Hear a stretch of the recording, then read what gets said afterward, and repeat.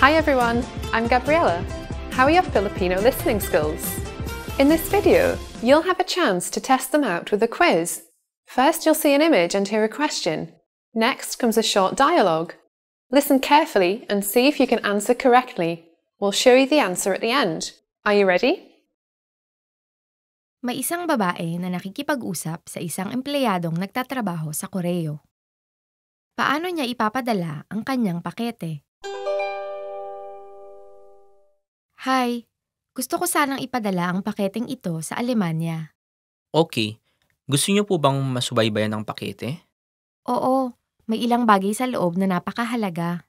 O sige po, kung gayon, maaari niyo po itong ipadala ng Express Air Mail Service. Okay, magkano aabutin? Sandali lang po, i-check ko.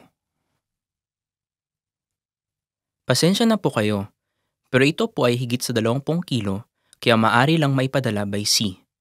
Maaari lang po kayo magpadala ng pakete by air kung ito ay hindi higit sa 20 kilo. Maaari niyo po bang hatiin ang pakete na ito sa dalawa? Okay.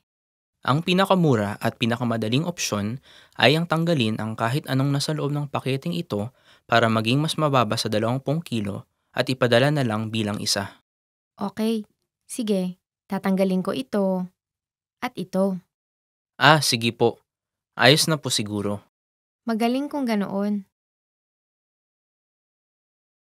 Paano niya ipapadala ang kanyang pakete?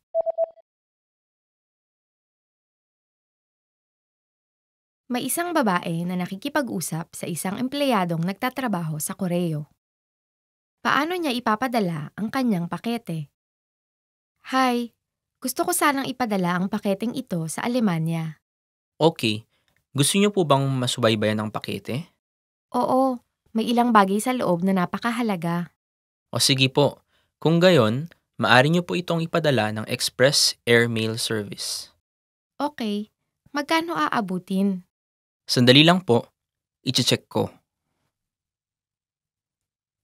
Pasensya na po kayo, pero ito po ay higit sa 20 kilo, kaya maaari lang maipadala by sea. Maaari lang po kayo magpadala ng pakete by air kung ito ay hindi higit sa 20 kilo. Maaari niyo po bang hatiin ang pakete na ito sa dalawa? Okay. Ang pinakamura at pinakamadaling opsyon ay ang tanggalin ang kahit anong nasa loob ng paketeng ito para maging mas mababa sa 20 kilo at ipadala na lang bilang isa. Okay, sige, tatanggalin ko ito at ito. Sige po. Ayos na po siguro. Magaling kung ganoon. Did you get it right? I hope you learned something from this quiz. Let us know if you have any questions. See you next time.